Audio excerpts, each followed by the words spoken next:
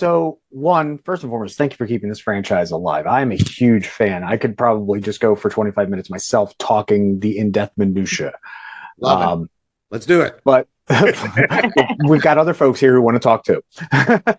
But the big thing is that what is since switching from the CW back to home back to TNT, which again I was super happy to find out, and having season two greenlit, what is it going to be like from a production standpoint? Because you had CW money to start with, now you've got TNT money, going into it.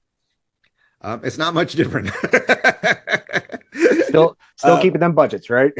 yeah, I mean, I think the reality of today's market is that they're making less shows and they're tightening the budgets on shows. Like, this is across the board. This is across our entire industry. I think there was a period of spending an enormous amount of money on everything, and they realized that's not sustainable. So, part of our mission at Electric is to make that invisible to the audience. The audience doesn't care what I spent on it. They just care, is it big? Is it good? Is it fun? And so we try to use every technique we can think of to give a product that feels bigger than the last version, regardless of whatever constraints we have doing it. I'd say the biggest thing about being back at TNT is just the incredible amount of support we're getting. I don't know if any of you saw it, but over the weekend they bought a commercial on the finale of what was the show? The American Idol. I mean, holy moly! You know how long it's been since I had an off-network commercial? So yeah, the support has been tremendous, and it's great to be back home and working with so many talented people, so many caring people. I mean, it's very emotional for me, to be honest with you. So, because the franchise has run for 20 years and things have happened pretty much in real time, um, how hard was it for you on the production side and also the writing side to fill in the gaps and try and shoehorn in as much as possible before even you knew season two was got greenlit?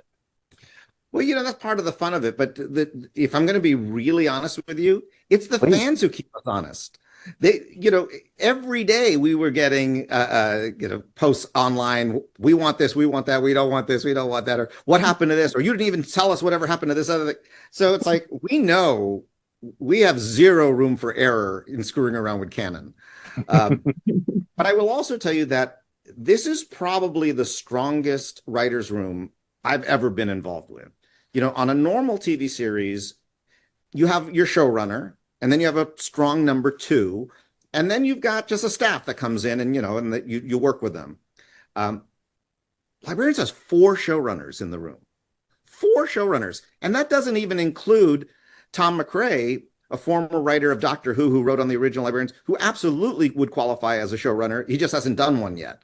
So, I mean, the level of talent in this writer's room is outstanding. And everybody, what I love about these writers is that they write like the show, but they always maintain their own voice. So a Tom McRae episode is a very specific kind of episode. A Kate Rorick episode is a very specific episode. Gary Rosen episode, John Rogers episode. Their own voice is very clear, and yet they all write in the tone of the show. One, where exactly do you find that fine line between the heavy story and the camp? Because we know the Librarians is famous for it. And then, since you mentioned all the great Easter eggs, what is your Easter egg you had to have in Okay, so this goes back to what we learned on the first Librarians, there? which is if we anchor the stakes and the emotional story, if we really anchor that, we can get incredibly silly. But when we don't anchor it, it gets too silly, even if you're less silly. Does that make sense? Brain It's Group. that balance. And so what we really spend a lot of time on, in fact, when we write a treatment for the show, at the top of the treatment, we have two lines. One, we call it the log line, which is in one sentence, what is this episode about? But the second line we call the heart line. And it's like, what is the emotional reason for this episode? And when we know both of those, then we can hit the right balance. But there have been times where we got all excited about a story and we forgot the heart line, And then we look at the script and it goes, wow, this really just doesn't work. This just feels silly and dumb. And then you find that heartline, re-enter it, and suddenly you get even more silly.